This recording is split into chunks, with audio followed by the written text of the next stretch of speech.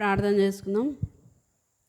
ప్రేమ నమ్మకమైన ప్రియ పరలోకపు తండ్రి, మహోన్నతుడా, మహాగణుడ, నీ ఘనమైన నామం బట్టి ఇక రాత్రికాల సమయంలో నీకు వందనాలు స్తుతులు చెల్లించుకుంటున్నాను. దయగల తండ్రి, నేను ఇక సిస్టర్స్ మీటింగ్ కొరకై నీ సన్నిధిలో చేరిండగా తండ్రి, వచ్చిన నీ ప్రియ బిడ్డలందరినీ బట్టి వందనాలు.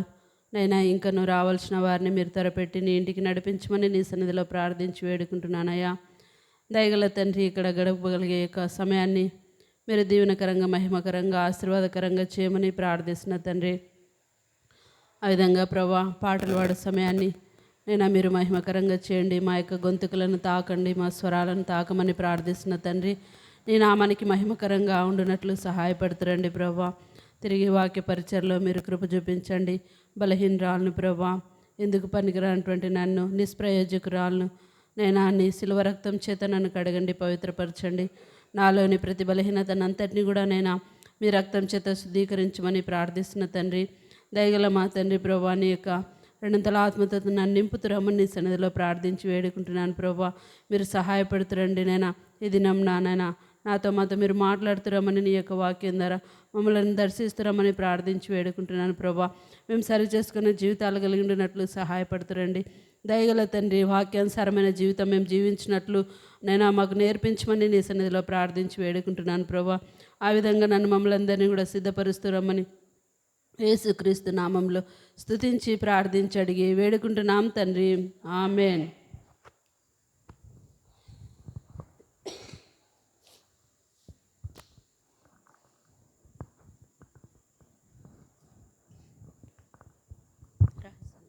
రాక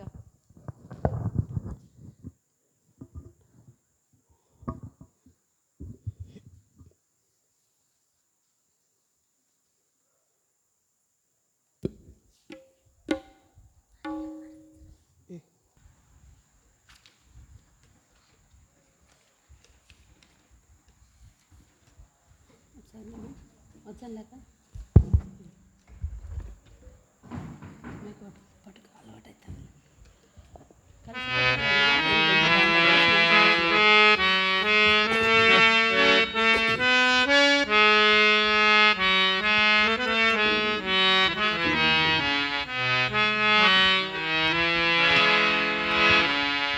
ఆనందముగా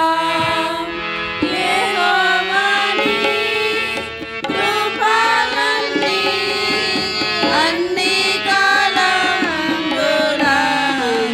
కీర్తి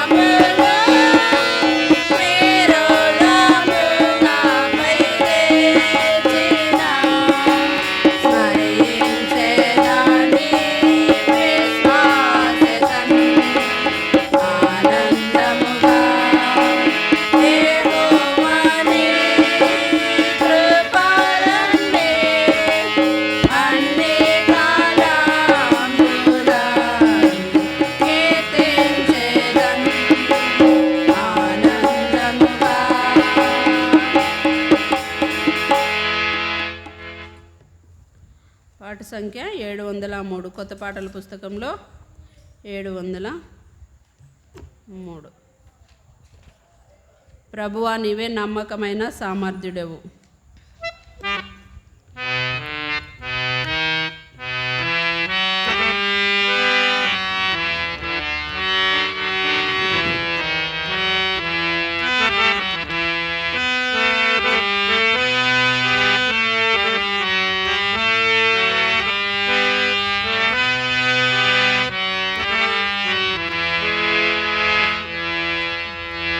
ప్రభువా నీవే నమ్మకమైన సామర్థ్యుడవు. ప్రభువా నీవే నమ్మకమైన సామర్థ్యుడవు. ఎంతో గొప్ప అద్భుతమైన ప్రశాంతుడా, దయాళుడా, ఎంతో గొప్ప అద్భుతమైన ప్రశాంతుడా, దయాళుడా, ఎంతో గొప్ప అద్భుతమైన ప్రశాంతుడా, దయాళుడా, ఎంతో గొప్ప అద్భుతమైన ప్రశాంతుడా, దయాళుడా, ఎంతో గొప్ప అద్భుతమైన ప్రశాంతుడా, దయాళుడా.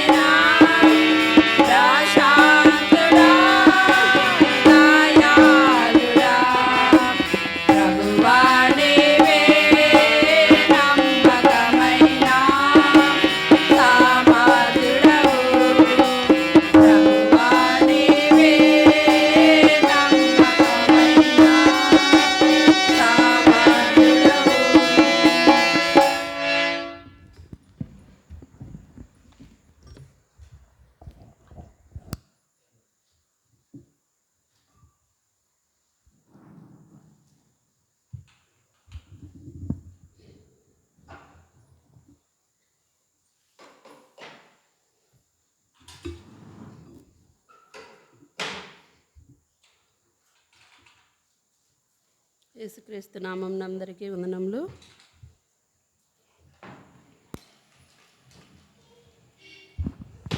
రాజుల 2వ గ్రంథము 5వ అధ్యాయము. రాజుల 2వ గ్రంథము 5వ అధ్యాయము మొదటి నుంచి 4 వచనాలు చదువుకుందాం.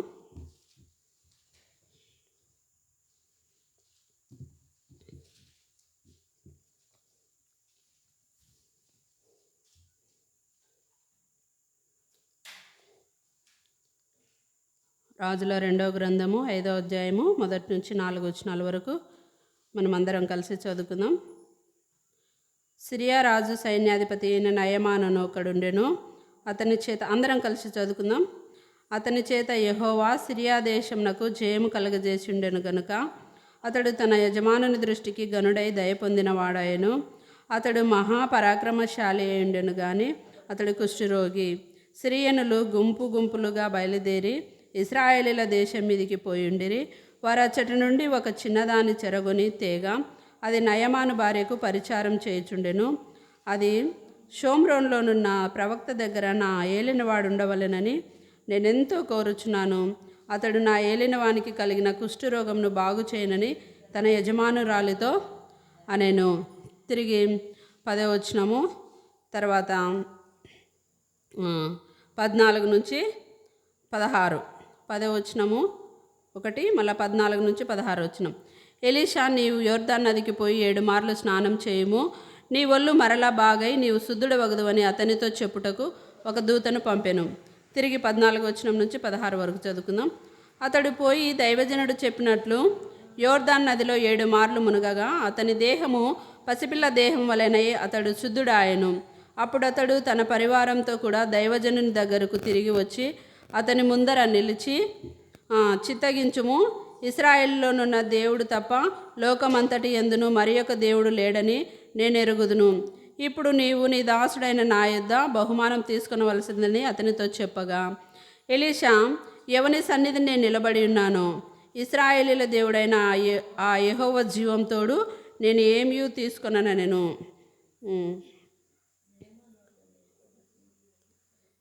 నయమాను అతన్ని ఎంతో బతిమాలినను అతడు ఒప్పకపోయాను. ప్రార్థన చేసుకుందాం. ప్రేమ నమ్మకమైన ప్రియ పరలోకపు తండ్రి, తిరిగి ప్రభువా నీ సన్నిధానంలో చేరి ప్రార్థిస్తుండగా తండ్రి, ఈ యొక్క సమయాన్ని దీవెనకరంగా మహిమకరంగా చేయండి ప్రభువా. నేను కనిపించి కనపరాని అంధకార శక్తులను నజరేయుడైన యేసుక్రీస్తు నామంలో బంధిస్తురండి ప్రభువా. దయగల తండ్రి, నీ నామానికి మహిమకరంగాను నీకు ఘనతకరంగాను నేను జరిగించుకోవాల్సిందిగా ప్రార్థించి వేడుకుంటున్నాను ప్రభా. ఇంతవరకు పాటల ద్వారా నేను నిన్ను మహింపరిచిండగా తిరిగి నేను ఇక వాక్యం ద్వారా నాతో మీరు మాట్లాడుతురండి. నీ మేలనైనా స్వరం మాకు వినిపిస్తురమని నీ సన్నిధిలో ప్రార్థిస్తున్న తండ్రి. అవును ప్రభా, వినే చెవి గ్రహించే మనస్సు మాకు అనుగ్రహించమని ప్రార్థించి వేడుకుంటున్నాను ప్రభా. మా మనసులో అటు ఇటు వెళ్లకుండా సాతానుడు విన్న వాక్యం దుష్టుడు ఎత్తుకొని పోకుండా, అవును ప్రభా, మా యొక్క హృదయంలో ఉంచుకొని నేను నీ యొక్క వాక్యానుసారమైన జీవితం మాకు అనుగ్రహించమని ప్రార్థించి వేడుకుంటున్నాను ప్రభా. నన్ను కూడా మీరు బలపరుస్తురండి ప్రభా. నేను నీ సిలువ చాటును నన్ను మరుగు చేస్తున్నామని ప్రార్థిస్తున్న తండ్రి. నా సొంత తలంపులు ఆలోచనలు కాదు కానీ తండ్రి, అవును ప్రభా, నీ యొక్క పరలోకం నుండి అవును ప్రభా, నీ యొక్క ఆశీర్వాదకరమైన వాక్యం ద్వారా మాతో మీరు మాట్లాడమని ప్రార్థిస్తున్న తండ్రి. దయగల తండ్రి, నన్ను కూడా మీరు బలపరుస్తురమ్మని, నీ కరుణంతల ఆత్మతో నింపుతురమ్మని, ముందున్న సమయాన్ని దీవెనకరంగా చేయమని, కరెంటును కూడా స్వాధీనంలో ఉంచుకుంటున్నామని యేసుక్రీస్తు నామంలో స్తుతించి ప్రార్థించి అడిగి వేడుకుంటున్నాను తండ్రి. ఆమేన్.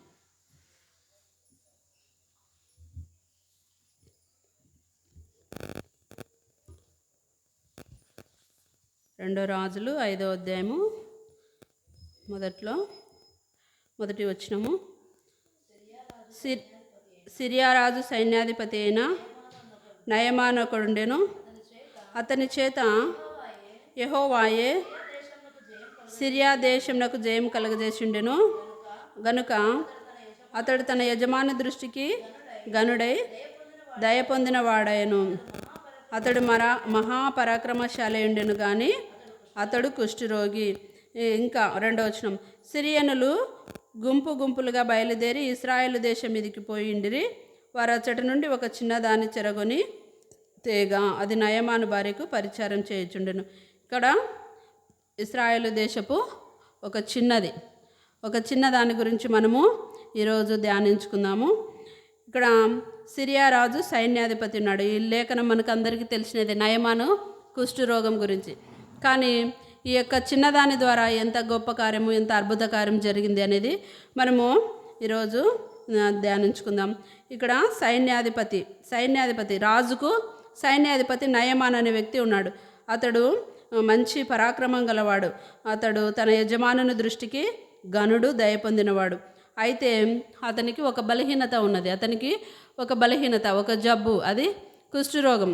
ఆ యొక్క కుష్ఠరోగం ఉంది. తాను ఎన్ని రాజ్యాలను జయించినప్పటికీ, తను ఎంత పరాక్రమవంతుడైనప్పటికీ, తన యజమాని దృష్టికి ఎంత గనుడైనప్పటికీ తనలో ఒక బాధ, ఒక వేదన, అది చాలా కృంగదీస్తుంది. అతని కుష్ఠరోగం చేత అతడు బాధపడుతున్నాడు.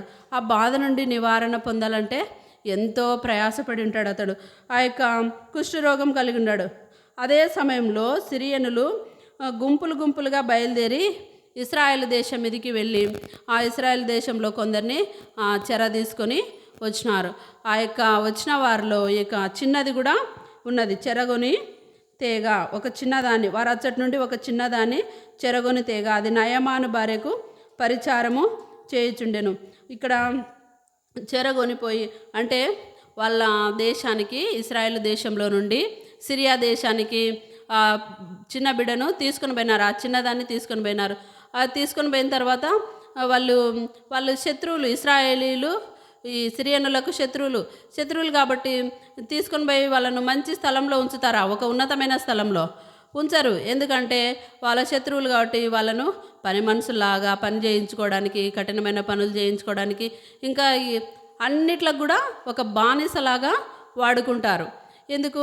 వాళ్ళ శత్రువులు వాళ్ళకు దొరికినారు, అందుకే చెరగొనిపోయినారు. ఆ చిన్నదాన్ని కూడా తీసుకొని పోయినారు.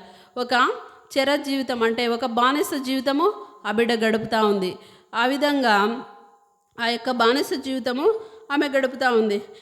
మన పితరులు కూడా మనము చూసుకున్నట్లయితే నిర్గమాకాండంలో ఎట్లున్నారు, ఇశ్రాయేలీలు ఎట్లున్నారు? నిర్గమాకాండము 1వ అధ్యాయంలో మనం మోసే గురించి ధ్యానించుకున్నప్పుడు, మోసే వాళ్ళ అమ్మ గురించి ధ్యానించుకున్నప్పుడు మనం చదువుకున్నాం. 1వ అధ్యాయంలో 13-14 వచనాలలో ఇశ్రాయేలీల చేత ఐగుప్తీయులు కఠినంగా సేవ చేయించుకున్నారు ఐగుప్తీయులు ఇశ్రాయేలీలతో. ఆ విధంగా కఠినమైన సేవ, ఇంకా వారు ఇశ్రాయేలీల చేత చేయించుకున్న ప్రతి పనియు కఠినంగా ఉండెను. వారు జిగటమంటి పనిలోను, ఇటుకల పనిలోను, పొలంలోను చేయు ప్రతి పనిలోను కఠిన సేవ చేయించి వారి ప్రాణములను విసిగించిరి. శత్రువుల చేతికి దొరికినప్పుడు వాళ్ళు విసిగిస్తారు, కఠినమైన పని చేయించుకుంటారు. ఆహారం పెట్టరు, నీళ్ళు ఇయ్యరు, ఏమి ఇయ్యరు, చాలా కఠినంగా చూసుకుంటారు. అదేవిధంగా ఈ చిన్నది కూడా ఆ యొక్క సిరియా దేశానికి చెరగొనిపోయింది, తీసుకొని పోయినారు. ఆ చిన్నది కూడా ఒక దాసత్వంలో ఉంది. ఇక్కడ ఇశ్రాయేల్ ప్రజలు కూడా మన పితరులు ఆ కాలంలో దాసులుగా ఉన్నారు. యోసేపు వెళ్ళిన తర్వాత, అక్కడ రాజు అయిన తర్వాత, యోసేపు చనిపోయినాక యోసేపు నెరగని కొత్త రాజు వచ్చి ఇశ్రాయేల్ ప్రజలను ఎంతో కఠినంగా సేవ చేయించుకుంటాడు. వాళ్ళకు దాసులుగా వాళ్ళు చేయబడుతూ వచ్చినారు ఇశ్రాయేల్ ప్రజలు. ఇంకా ద్వితీయోపదేశకాండం మనము చూసుకున్నట్లయితే 5వ అధ్యాయంలో చెర అనేది ఒక దాసత్వం కింద మనము చూసుకుంటా ఉన్నాం. 5వ అధ్యాయంలో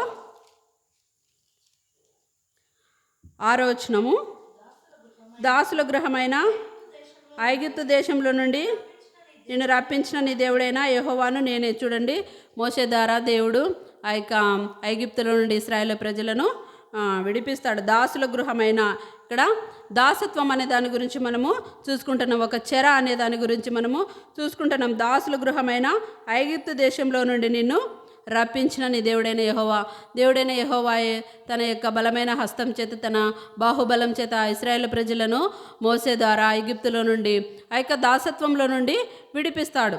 ఆ విధంగా ఇంకా మనము ఏ విధంగా ఎలాంటి దానికి మనం దాసులమైనామంటే రోమాపత్రికలో వ్రాయబడింది. రోమాపత్రిక 6వ అధ్యాయంలో, రోమాపత్రిక 6వ అధ్యాయము 17 వచనం, మీరు పాపమునకు దాసులై ఉంటిరి. చాలుక, మీరు పాపమునకు దాసులై ఉంటాము. ఆ యొక్క చిన్నదైతే ఆ యొక్క దేశంలో చెరగా ఒక దాసురాలుగా ఒక పని మనిషిగా కొనుకోబడింది. మనం కూడా మన ప్రజలు మన పూర్వీకులు కూడా ఆ యొక్క ఎగిప్తులో దాసులుగా ఉన్నారు. అయితే దేవుడు వారిని విడిపించినారు. మన జీవితంలో మనం కూడా ఒకప్పుడు ఎలాంటి వాటికి దాసులమై ఉన్నామంటే పాపంనకు దాసులై ఉంటిరి. మనం కూడా మన జీవితంలో పాపానికి దాసులంగా ఉన్నాం. పాపానికి అమ్మబడిన వారం మన జీవితంలో మనం కూడా ఆ విధంగా పాపానికి మనము దాసులంగా ఉన్నాము. ఇంకా 7వ అధ్యాయము 25వ వచనంలో, రోమపత్రిక 7వ అధ్యాయం 25వ వచనంలో కూడా కింద లాస్ట్ శరీర విషయంలో పాపం నియమంనకు దాసుడినై ఉన్నాను. శరీర విషయంలో మనం కూడా పాపం సంబంధించిన అలవాట్లకు మనము దాసులంగా ఉన్నాం. మనం ఒకసారి పరీక్షించుకున్నట్లయితే పాప సంబంధించిన అలవాట్లు ఏవేవి మన జీవితంలో మనకున్నాయి, వాటన్నిటిని కూడా మనం పరీక్షించుకున్నట్లయితే మనం వేటికి దాసులమై ఉన్నాము. ఇక్కడ మనము చూసుకున్నట్లయితే మన జీవితంలో మనమే పరీక్షించుకోవాలి. ఎవరి వాళ్ళని పరీక్షించుకున్నట్లయితే నేను దేనికి దాసురాలనే ఉన్నాను, ఏ విషయంలో నేను తప్పిపోతున్నాను, ఏ విషయంలో నేను దాసురాలుగా ఉన్నాను, నేను దేవునికి దాసురాలుగా ఉన్నానా లేకపోతే పాపంనకు దాసురాలుగా ఉన్నానా.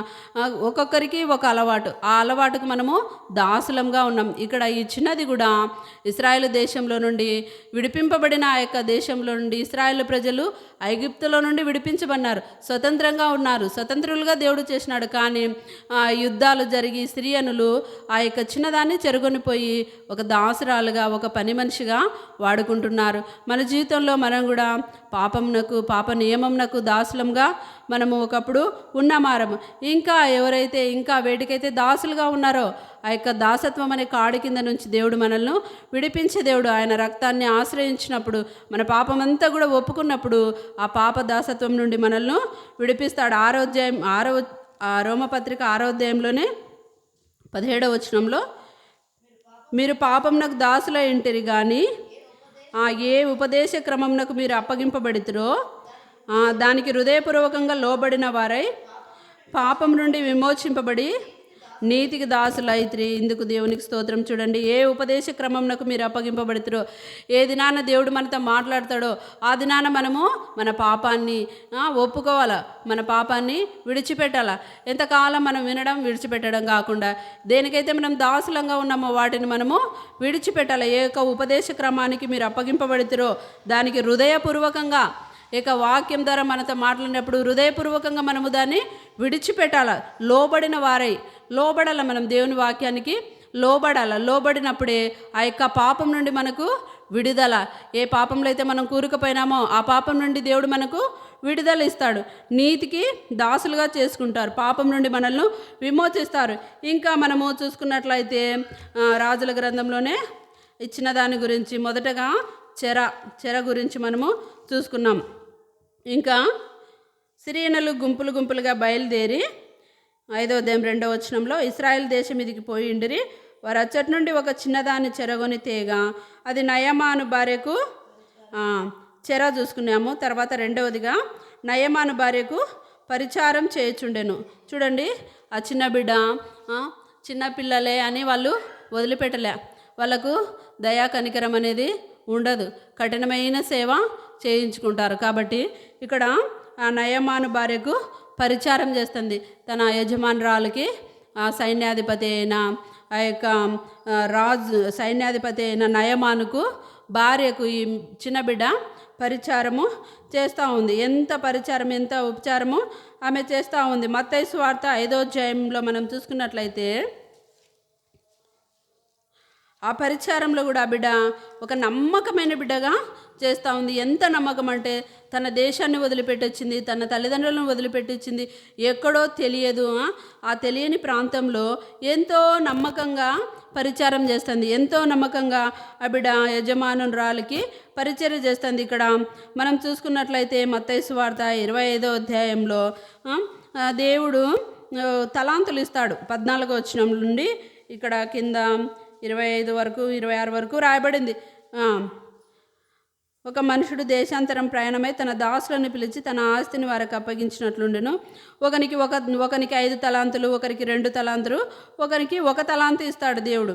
ఆ తలాంతులు ఇచ్చినప్పుడు ఏమవుతుందంటే 20వ వచనంలో, అప్పుడు 5 తలాంతులు తీసుకున్నవాడు మరి 5 తలాంతులు సంపాదించినాడు. తర్వాత, అయ్యా నీవు నాకు 5 తలాంతులు అప్పగించితివే, అవియుగాక మరి 5 తలాంతులు సంపాదించితినని చెప్పెను. అతని యజమానుడు, బల నమ్మకమైన మంచి దాసుడా, నీవు ఈ కొంచెంలో నమ్మకంగా, ఇక్కడ ఆ బిడ్డ కూడా నమ్మకంగా తన యజమానురాలి దృష్టికి పరిచర్య చేస్తూ ఉంది. ఇక్కడ దేవుడు కూడా చెప్తున్నాడు, 5 తలాంతులు ఇచ్చినవాడు నమ్మకంగా ఆ యొక్క 5 తలాంతులకు 5 తలాంతులు సంపాదించినాడు. ఈ కొంచెంలో నమ్మకంగా ఉంటివి, తర్వాత ఇంకా నా యజమాని సంతోషంలో పాలు పొందుము. 2 తలాంతులు ఇచ్చినవాడు కూడా నమ్మకంగా చేసినాడు. అయ్యా నీవు నాకు 2 తలాంతులు అప్పగించితివే, అవియుగాక మరి 2 తలాంతులు సంపాదించితిరని చెప్పాను. ఇప్పుడు దేవుడిచ్చిన పరిచర్య, ఆవిడ ఎంతో నమ్మకంగా చెరగనిపోయి అక్కడ నమ్మకంగా తన యజమానురాలికి పరిచర్య చేస్తుంది. ఇక్కడ కూడా 5 తలాంతులు 2 తలాంతులు గల వాళ్ళిద్దరు కూడా ఎంతగానో 5 తలాంతులకు 5, 2 తలాంతులకు 2 సంపాదించి తన యజమానుడు వచ్చినప్పుడు చెప్తున్నాడు, మరి 2 తలాంతులు సంపాదించి తిని. అతన్ని కూడా ఏం చెప్తున్నాడంటే, యజమానుడు, బల నమ్మకమైన మంచి దాసుడా. అయితే 1 తలాంతు తీసుకున్నవాడు ఏం చేసినాడు? 24వ వచనంలో, తర్వాత 1 తలాంతు తీసుకునే వాడు వచ్చి, అయ్యా నీవు విత్తని చోట కొయ్యవాడవును, చల్లని చోట పంటను కూర్చుకున్న వాడవై కఠినుడవని నేను ఎరుగుదును గనుక భయపడి వెళ్ళి నీ తలాంతును భూమిలో దాచిపెట్టినాడు. తర్వాత ఏమవుతుంది? భూమిలో దాచిపెడితే ఏమంటున్నాడు యజమానుడు? సోమరివైన చెడ్డ దాసుడా. చూడండి, మనకిచ్చిన పరిచర్యను మనము నమ్మకంగా చేయాలి. అది ఏ పరిచర్య అయినప్పటికీ కూడా. అపనమ్మకస్తులు దేవుని రాజ్యానికి వారసులు కారనింది. కాబట్టి అపనమ్మకం అనేది మనకు ఉండకూడదు. మన జీవితంలో ఏ విషయంలో అయినా కూడా, కుటుంబంలో అయినా, సమాజంలో అయినా, ఎక్కడైనా కూడా మనము నమ్మకంగా ఉండాలి. అదేవిధంగా దేవుని ఇంట్లో కూడా నమ్మకంగా పరిచర్య చేసినప్పుడు దేవుడు మనల్ని ఆశీర్వదిస్తాడు. ఈ బిడ్డ కూడా ఆ యొక్క యజమానురాల దగ్గర, ఎంతో నయమాని యొక్క భార్య దగ్గర ఎంతో నమ్మకంగా పరిచర్య చేస్తూ ఉంది. ఆ యొక్క నమ్మకత్వం అనేది చాలా ముఖ్యం, మనం విశ్వాసంగా ఉండి. కాబట్టి ఇక 1 తలాంతు తీసుకున్నవాడు దాచిపెట్టినాడు. కాబట్టి ఆ తలాంతు ద్వారా తను ఏం చేయలేకపోయినాడు. దేవుడిచ్చిన సామర్థ్యాన్ని మనము వినియోగించుకోలేకపోతుంటాం. కొన్నిసార్లు మనకిచ్చిన తలాంతులు ఏందని మనము తెలుసుకోలేకపోతుంటాం. కాబట్టి ప్రభువా, నువ్వు నాకు ఇచ్చిన తలాంతు ఏందో నాకు తెలియపరచు, ఆ తలాంతు నేను వాడుకోవాలా ప్రభువా, నీ కొరకు నేను జీవించాలా ప్రభువా అని మనము నమ్మకంగా ఆయన సన్నిధిలో మనం జీవించినప్పుడు ఎన్నో దీవెనలు, మేలులు మనము పొందువారంగా ఉంటాం. సోమరివైన చెడ్డదాసుడు అంటున్నాడు. మనం కూడా సోమరిగా ఉండి సోమరితనంగా సోమరి అని మనము అనిపించుకోకూడదు. విశ్వాసంగా మనం మెలకోగలిగి ఉండాలా, అన్ని విషయాల్లో చురుకుదనం కలిగి ఉండాలా, ప్రతి విషయంలో మనము నమ్మకంగా, ముఖ్యంగా దేవుని ఇంటిలో మనము నమ్మకంగా, మనకు అప్పగించిన పరిచర్య మనము నమ్మకంగా, ఏది కూడా అసంతృప్తిగా కాకుండా, కొదువ కాకుండా సంపూర్ణంగా మనము దేవుని పరిచర్యను మనము చేయాలా. ఇంకా మనము చూసుకున్నట్లయితే రాజుల గ్రంథంలోనే ఇంకా 5వ అధ్యాయంలో పరిచర్య గురించి చూసుకున్నాము. మొదటగా చెర గురించి చూసుకున్నాము. తర్వాత 3వ వచనంలో, అది షోమ్రోనులోనున్న ప్రవక్త దగ్గర నా ఏలినవాడు ఉండవలనని నేనెంతో కోరుచున్నాను. చూడండి, అది షోమ్రోనులోనున్న ప్రవక్త దగ్గర అంటే ఇశ్రాయేలు దేశంలో ప్రవక్తలు ఉన్నారు. ఇప్పుడు సేవకులు, అట్లా ఇశ్రాయేలు దేశంలో ప్రవక్తలు ఉన్నారు.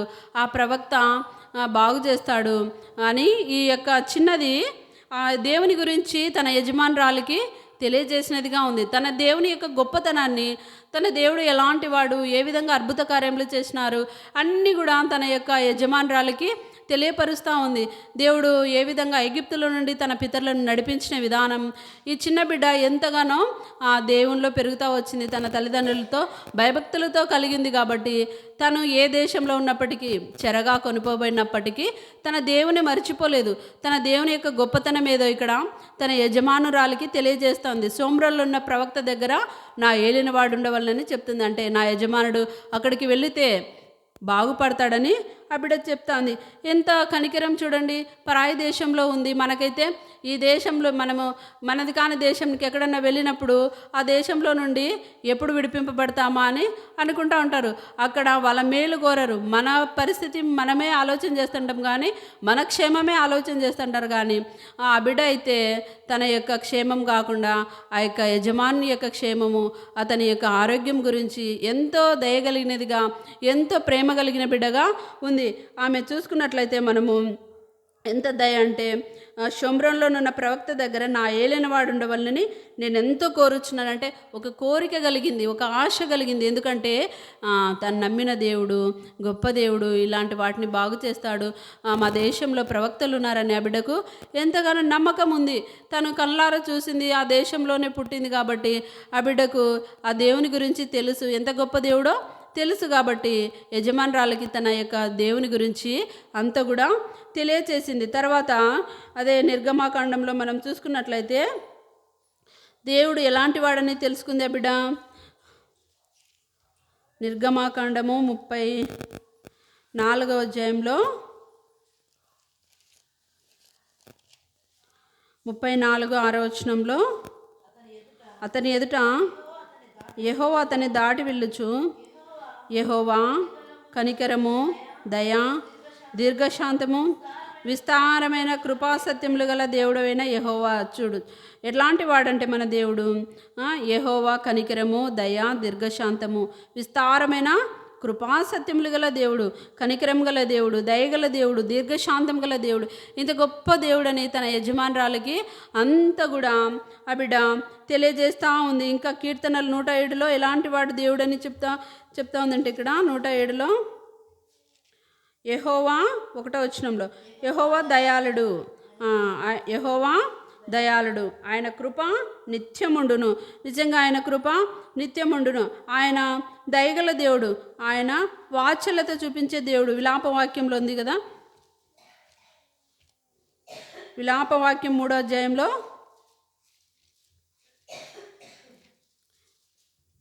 3వ అధ్యాయం 21వ వచనంలో 22వ వచనమా, యెహోవా కృపగలవాడు, ఆయన వాత్సల్యత ఎడతెగక నిలుచున్నది గనుక మనం నిర్మూలం కాకున్న వారం. అనుదినం నూతనంగా ఆయన వాత్సల్యత పుట్టించుచున్నది. నీవెంతైనా నమ్మదగిన దేవుడవు. నిజంగా దేవుడు ఎంతైనా నమ్మదగిన దేవుడు, కృపగల దేవుడు, వాత్సల్యత గల దేవుడు, కనికరం గల దేవుడు, దయగల దేవుడు. ఇన్ని విధాలైన దేవుణ్ణి తన యజమానురాలకు ఆమె పరిచయం చేస్తుంది. ఇన్ని విధాలైన గొప్ప దేవుని గొప్పతనము ఆమె తెలియపరుస్తూ ఉంది. ఇంకా మనము చూసుకున్నట్లయితే మత్తయి సువార్తలో కనికరం గలవారు ధన్యులు, వారు కనికరం పొందుదురు. 7వ వచనం, 5వ అధ్యాయం 7వ వచనంలో కనికరం గలవారు ధన్యులు, వారు కనికరం పొందుదురు. ఇలాంటి గొప్ప దేవుడు, కనికరం గల దేవుడు, దయగల దేవుడు, వాత్సల్యత గల దేవుడు, ఎంతైనా నమ్మదగిన దేవుడు, ఇలాంటి దేవుడు మా దేవుడని ఆ బిడ్డ ఎంతగానో ఇక నయమాను భార్యకు చెప్తా ఉంది.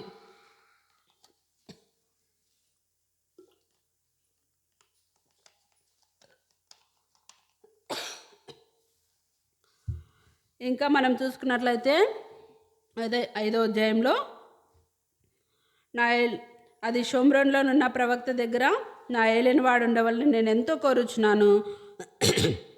అతడు నా ఏలినవానికి కలిగిన కుష్ఠరోగంను బాగు చేయనని తన యజమానురాలితో అనెను. నిజంగా ఇశ్రాయేలు దేవుడే నిజమైన దేవుడని తెలియజేసేటట్లుగా ఇక్కడ చెప్పినప్పుడు ఇక రాజు ఒక పత్రిక రాసి పంపిస్తాడు ఇశ్రాయేల్ రాజుకు పంపించినప్పుడు ఇశ్రాయేల్ రాజు ఏమంటాడంటే, ఇశ్రాయేల్ రాజు 7వ వచనంలో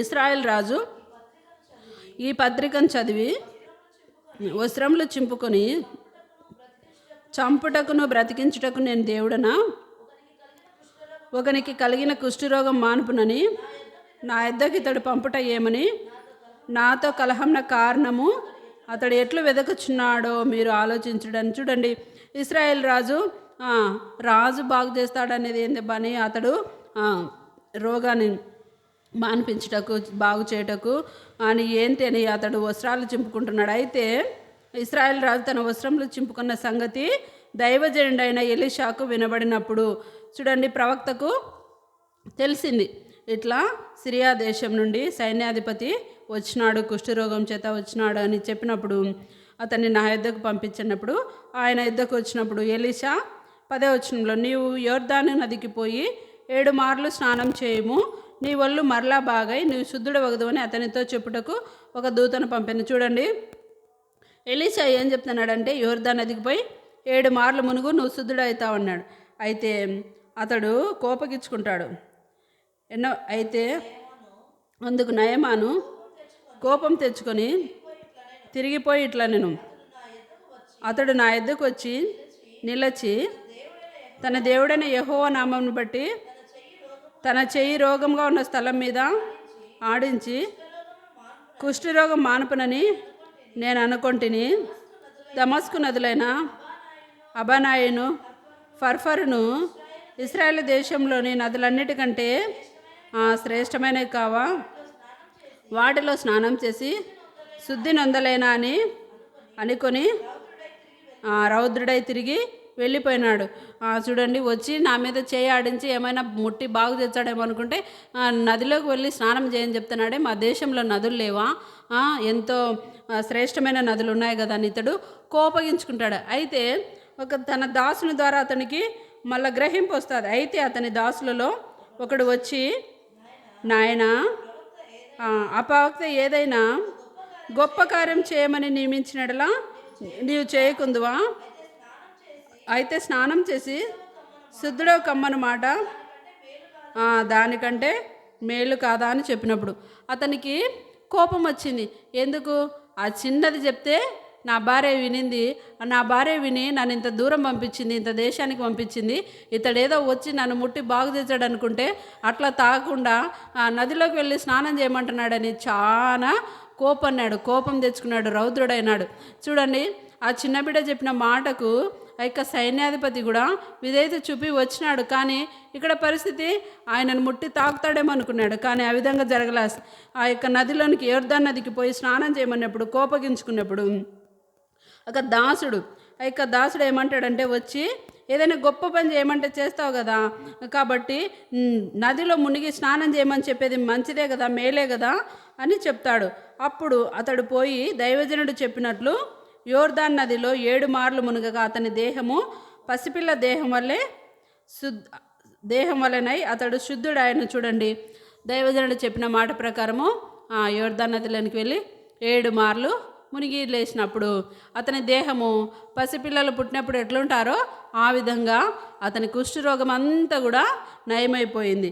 అప్పుడు అతడు ఏమంటున్నాడంటే, అప్పుడు అతడు తన పరివారంతో కూడా దైవజను దగ్గరికి తిరిగి వచ్చి అతని ముందర నిలిచి చిత్తగించుము. అప్పుడు యోర్దాను నదిలో వెళ్ళి స్నానం చేసి వచ్చినాడు. తన దేహాన్ని చూసుకున్నాడు. ఒకసారి మునిగినాడు, అట్లనే ఉంది దేహము. 2 సార్లు మునిగినాడు, అట్లనే ఉంది. 3 సార్లు మునిగినాడు. ఇట్లా 7 మార్లు మునిగేసరికి అతని దేహం అంతా కూడా, ఆ కుష్ఠరోగం అంతా కూడా పోయి పసిపిల్ల దేహం వల్లే అయింది. అప్పుడు అతడు వచ్చినాడు, పరిగెత్తుకుంటూ వచ్చినాడు. ఎవరి దగ్గరికి? దైవజన్ దగ్గరికి వచ్చి అతని ముందర నిలబడి ఏమని చెప్తున్నాడంటే, చిత్తగించుము, ఇశ్రాయేలులోనున్న దేవుడు తప్ప లోకమంతటి ఎందును మరి ఒక దేవుడు లేడని నేను ఎరుగుదును. చూడండి ఎంత గొప్ప మాట చెప్తున్నాడో. ఇశ్రాయేలులోనున్న దేవుడు తప్ప లోకమంతటను మరి ఒక దేవుడు లేడు. చూడండి ఎంత గొప్ప కార్యం జరిగింది అతని హృదయంలో. కాబట్టి అతని జీవితము మార్చబడింది. ఇశ్రాయేల్లో ఉన్న ఇక దేవుడే లోకమంతటి కూడా దేవుడని తెలియపరుస్తూ వచ్చింది. ఈ కార్యమంతా ఎవరి ద్వారా జరిగింది? ఆ యొక్క చిన్న బిడ్డ ద్వారా జరిగింది. ఆ యొక్క చిన్నది చెప్పుడు ద్వారా ఇదంతా కూడా జరిగింది. చూడండి, తాను నిజమైన దేవుడని తెలుసుకుంటూ వచ్చినాడు. కాబట్టి నిజమైన దేవుడు ఆయన, నమ్మకమైన దేవుడు. కాబట్టి ఈ బిడ్డ ఒక సాక్షికరంగా ఆ యొక్క పరాయి దేశంలో ఉంటూ వచ్చింది. ఎంత సాక్ష్యం అంటే, ఆ చిన్న బిడ్డ తన యజమానురాల దృష్టికి నమ్మకంగా పరిచర్య చేస్తూ వచ్చింది. తర్వాత ఎంతో బిడ్డ ఆ చెరకు పోయిందనే బాధపడలేదు. అక్కడ కూడా తన దేవుని గురించి తన యజమానురాలకి తెలియపరుస్తూ వచ్చింది. ఏ స్థితిలో ఉన్నప్పుడు కూడా తన స్థితిని మర్చిపోలేదు. తన దేవుని, తన దేశంను మర్చిపోకుండా బిడ్డ అక్కడ తెలియపరచుట ద్వారా ఆ యొక్క నయమానుకు స్వస్థత కలుగుతూ వచ్చింది. అంతేకాకుండా ఆ యొక్క దేశంలో ఇశ్రాయేలులో ఉన్న దేవుడే లోకమంతటి దేవుడని ఆ యొక్క సైన్యాధిపతి తెలుసుకుంటూ వచ్చినాడు. ఇంత చిన్న బిడ్డ దేవుని కొరకు ఒక సాక్షిగా జీవిస్తూ ఉంది. ఇంకా మనము చూసుకున్నట్లయితే యోహాను సువార్తలో కూడా ఆ స్త్రీ మార్చబడినప్పుడు వాళ్ళు ఏమంటారంటే, 4వ అధ్యాయంలో సమరయ స్త్రీ మార్చబడిన తర్వాత 39వ వచనంలో, నేను చేసినవన్నీ నాతో చెప్పానని సాక్ష్యం ఇచ్చిన స్త్రీ యొక్క మాటను బట్టి ఆ ఊరిలోని సమరయులలో అనేకులు ఆయనందు విశ్వాసం ఉంచిరి. ఇంకా 41వ వచనంలో ఆయన మాటలు వినినందున ఇంకను అనేకులు నమ్మి ఆ స్త్రీని చూచి, ఇక మీదట నీవు చెప్పిన మాటను బట్టి కాక మా మట్టుకు మేము విని ఈయన నిజంగా లోకరక్షకుడని తెలుసుకొని నమ్ముచున్నామని. చూడండి, ఈ యొక్క స్త్రీ కూడా ఒక సాక్షిగా ఉంది. తన యొక్క జీవితము మార్చబడింది. నేను చేసినవన్నీ నాతో చెప్పినని. చూడండి, తను చేసినవన్నీ కూడా దేవుడు తనకు తెలియపరుస్తూ వచ్చినాడు కాబట్టి తన పాప జీవితం అంతటిని కూడా విడిచిపెట్టింది. ఆమెను బట్టి కాకుండా, ఆమె మారిన విధానాన్ని బట్టి కాకుండా మా మట్టుకు మేము విని నిజంగా ఆయన లోకరక్షకుడని తెలుసుకున్నారు. ఇక్కడ చిన్న బిడ్డ కూడా దేవుని కొరకు ఒక సాక్షిగా ఉంది. కాబట్టి మనం కూడా మన గ్రామంలో, మన కుటుంబంలో, ఎక్కడైనా సమాజంలో, సంఘంలో మనం కూడా ఒక సాక్షిగా ఉండాలి. ఆ బిడ్డ ద్వారా ఎంత గొప్ప కార్యమో ఆ సిరియా దేశంలో జరుగుతూ ఉంది. ఆ బిడ్డ ఒక పత్రికగా ఉంది. మన జీవితంలో మనం కూడా ఒక సాక్షిగా దేవుని కొరకు మనం జీవించాలి. మొదటి నుండి మనం చూసుకున్నట్లయితే ఏమేమి ధ్యానించుకున్నామో ఒకసారి మనము మరొకసారి తిరిగి చూసుకున్నట్లయితే, మొదటగా చెర జీవితం నుండి విడిపింపబడాలి. మనం కూడా పాప జీవితం నుండి పాప నియమంనకు లోనైన వారంగా కాకూడదు. ఇంకా వేటికైతే మనం పాపంనకు దాసులంగా ఉన్నారో, ఏ విషయంలో అయితే మనం పరీక్షించుకున్నట్లయితే, ప్రభువా నేను ఏ విషయంలో అయితే తప్పిపోయినాను, ఏ విషయంలో అయితే ఇంకా దానికే లోబడి ఆ యొక్క జీవితంలో ఉన్నాను అని విడిపించి ప్రభువా అని ప్రార్థించాలి. దేవుడు ఏ ఉపదేశ క్రమంనకు మీరు అప్పగింపబడుతారో హృదయపూర్వకంగా లోబడాలనింది రోమపత్రికలో. హృదయపూర్వకంగా మనం వాక్యానికి లోబడినప్పుడు ఆ పాపం నుండి మనకు విడుదల వచ్చేది. పాపం నుండి నీతికి మనము దాసులంగా చేయబడతాం. ఇంకా రెండవదిగా చెరలో నుండి విడిపించబడతాం. ఇంకా పరిచారం చేస్తుంది. కాబట్టి దేవుడిచ్చిన పరిచర్యను మనం కూడా నమ్మకంగా మన కుటుంబంలో కుటుంబంలో కూడా నమ్మకంగా మనము కుటుంబానికి మనం పరిచర్య చేయాలి. ఇంట్లో ఉన్న వాళ్ళకు, తల్లిదండ్రులకైనా, తర్వాత భర్తకైనా, పిల్లలకైనా, అత్తమామలకైనా, ఎవరికైనా కూడా మనము నమ్మకంగా పరిచర్య చేయాలి. అదేవిధంగా దేవుని ఇంట్లో కూడా దేవుడు మనకిచ్చిన పరిచర్యను నమ్మకంగా మనము చేసినప్పుడు మంచి నమ్మకమైన దాసురాలని మనము అనిపించుకుంటాం. సోమరమైన చెడ్డ దాసుడని అనిపించుకోకూడదు. సోమరమైన చెడ్డ దాసురాలని మనము అనిపించుకోకూడదు. నమ్మకంగా దేవుని ఇంట్లో పరిచర్య చేసినప్పుడు నమ్మకమైన వానికి దీవెనలు మెండుగా కలుగును. కాబట్టి నమ్మకంగా దేవుని పరిచర్యలో మనము ఉండాలి. ఆ విధంగా ఈ బిడ్డ కూడా నమ్మకంగా తన యజమానురాలకు పరిచర్య చేస్తూ ఉంది. ఇంకా అది షోమ్రోన్లో ఉన్న ప్రవక్త దగ్గర నా ఏలిన వాడు ఉండవాలని నేను ఎంతో కోరుచున్నాను. దయగలిగింది. ఆ విధంగా మన దేవుడు కూడా మన పట్ల దయగల దేవుడు, వాత్సల్యత గల దేవుడు, కనికరం గల దేవుడు, ఎంతైనా ఆయన నమ్మదగిన దేవుడుగా మనకున్నాడు. ఇంకా చూసుకున్నట్లయితే నాలుగవదిగా సాక్షిగా ఉంది. ఆ బిడ్డ ఒక సాక్షిగా ఉంది. ఇశ్రాయేల్ ఉన్న దేవుడే నిజమైన దేవుడని ఆ యొక్క సైన్యాధిపతి అయిన నయమాను తెలుసుకుంటూ వచ్చినారు. మనం కూడా మన గ్రామంలో, మన కుటుంబంలో మనం కూడా సాక్షిగా ఉన్నప్పుడు మనల్ని చూసి అనేకులు దేవునింటికి నడిపింపబడతారు. మన సాక్ష్యమే, మన జీవితమే వారికి ఒక పత్రికగా ఉండాలి. ఒకప్పుడు మా జీవితం ఈ విధంగా ఉన్నది, ఇప్పుడైతే దేవునిలో మేము ఈ విధంగా ఉన్నామని అనేకులకు మనము సువార్త చెప్పేవారంగా ఉండాలి. సువార్తకు వెళ్ళాలంటే మనము ఎట్లా ఉండాలి? మనమే మాదిరికరంగా ఉండాలి. మనము బాగున్నప్పుడు, మన జీవితం ఒక సాక్ష్యంగా ఉన్నప్పుడు సువార్తకి వెళ్ళి ఎవరికైనా పత్రికలు పంచగలుగుతాం. మనలోనే లోపాలు పెట్టుకొని ఉంటే మనము వెళ్ళలేము, సువార్తకు వెళ్ళలేము, పత్రికలు పంచలేము, ఎవరికి కూడా మనము చెప్పే ధైర్యం మనకు ఉండదు. కాబట్టి ఈ చిన్న బిడ్డ, ఆ బిడ్డ ద్వారా సిరియా దేశం అంతటా కూడా తెలుసుకొనబడేటట్లు లోకంలో ఏ దేవుడు కూడా లేడు, ఈయనే నిజమైన దేవుడని సైన్యాధిపతి తెలుసుకున్నాడు. కాబట్టి మన ద్వారా కూడా అనేకులు దేవునింటికి రావాలంటే మన జీవితం కూడా ఒక సాక్ష్యంగా మనము దేవుని కొరకు జీవించినప్పుడు ఇక్కడ దేవుడు సంఘాన్ని అభివృద్ధి పరుస్తాడు, ఆశీర్వదిస్తాడు, అనేకులు దేవునింటికి నడిపింపబడతారు. ఆ విధంగా మనము దేవుని కొరకు మనము జీవించాలి. ఆ విధంగా దేవుడు మనల్ని సిద్ధపరచునుగాక. ప్రార్థన చేసుకుందాం.